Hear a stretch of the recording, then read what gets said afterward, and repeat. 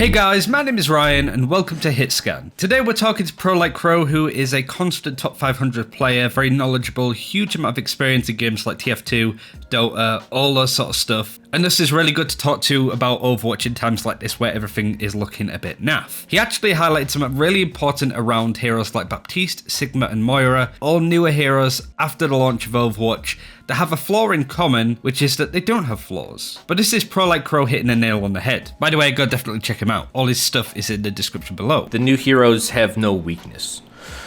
A hero is more defined by their weakness than their strength. That's how you get diversity. Is how something is weak to something else. We look at Sigma. He's dealing 110 damage of Ali, and then he has his rock, and he can basically one-shot a 200 hit point hero. You look at Baptiste, who has incredible DPS. Like if you just compare it with Shield Break, I think he's up there with Soldier. And Soldier's up there with Junkrat and Pharah as far as Shield Break, which I've done tests on Ryan's old shield, 2,000 hit points. I think it takes them about 16 or 17 seconds to destroy a shield.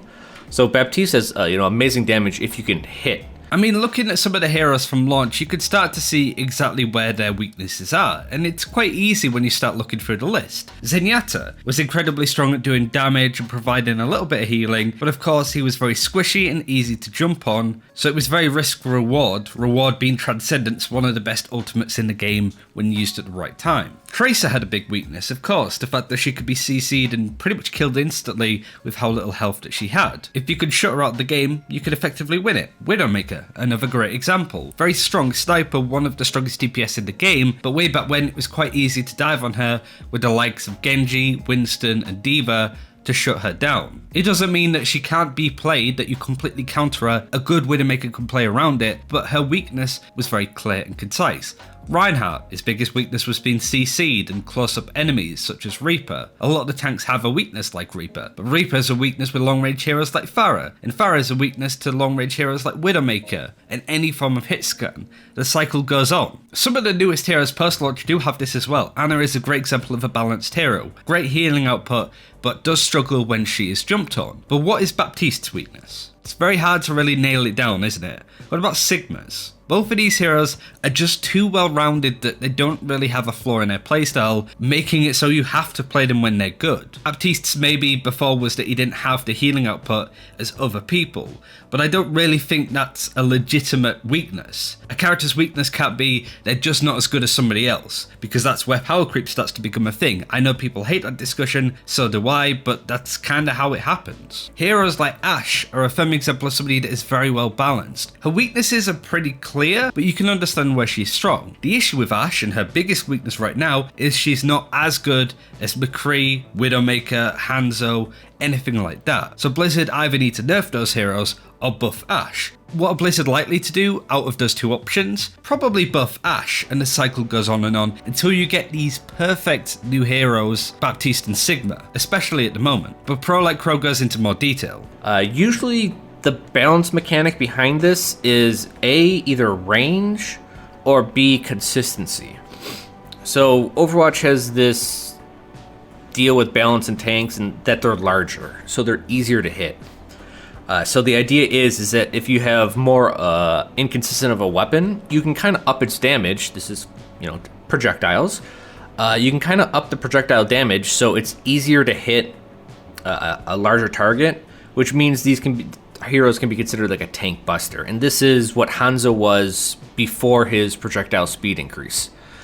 His attack was, arcing, slow projectile. It was it was very inconsistent. But because they wanted him to shoot tanks, well, the tanks are bigger. So this inconsistency, well, look, I can be a more consistent player because I'm shooting big targets. The problem with Hanzo, they increased his speed. But as time goes on, us as a community will get better. And you may not notice it, but it's because we're all getting better together. And as people get better, people start landing more shots. And I think certain heroes are designed for a certain inconsistency. Let's just say Hanzo, for example, like they kind of balance them around, like, let's say a 45% hit rate.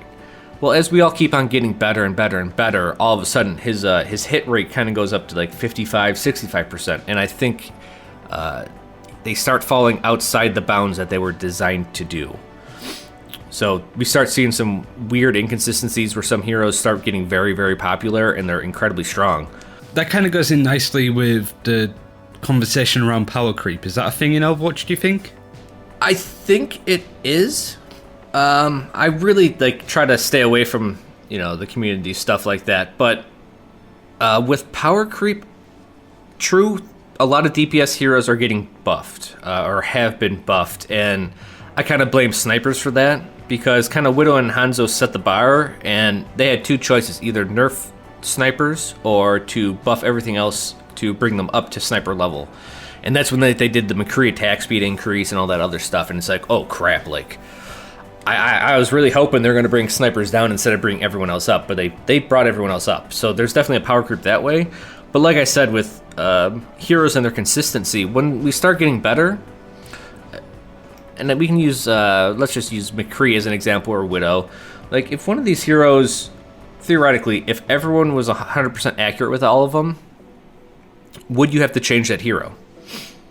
The question, or the answer is yes. Like, even if it did take skill, if everyone could do it 100% of the time, you would have to rebalance them. And we're kind of getting to that point with a lot of heroes in Overwatch where people are getting really, really good.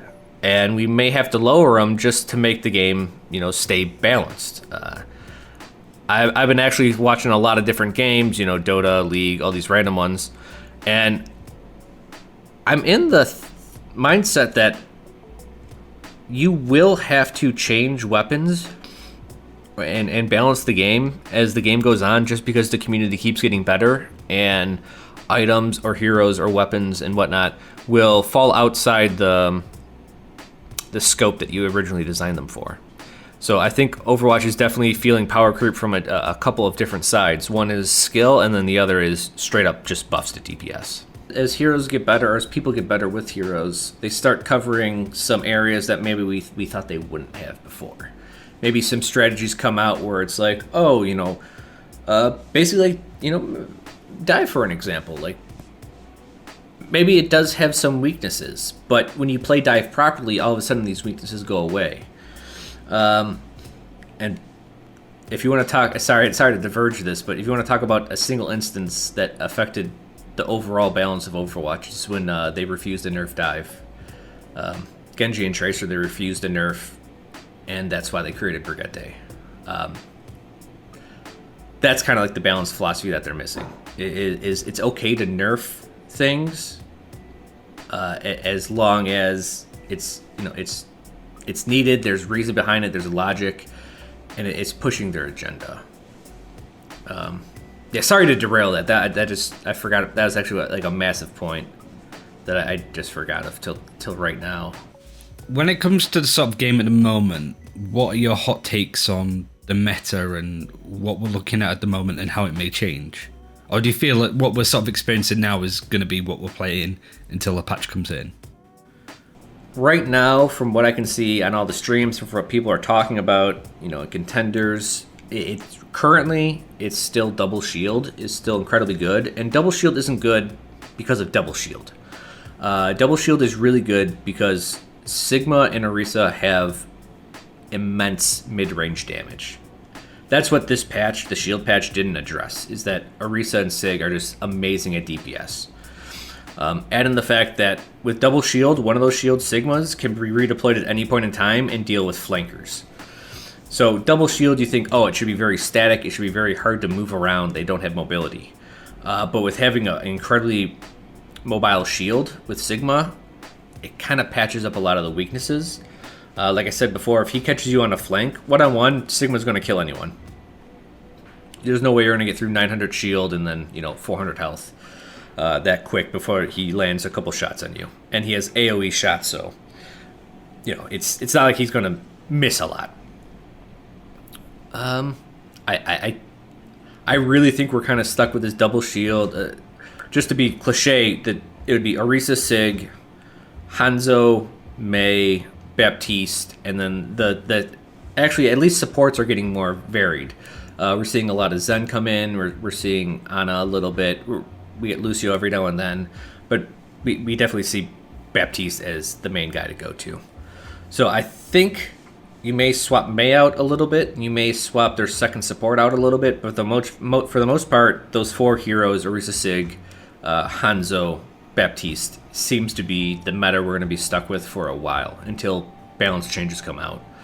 Unless some pro team has a pocket strat that completely changes everything.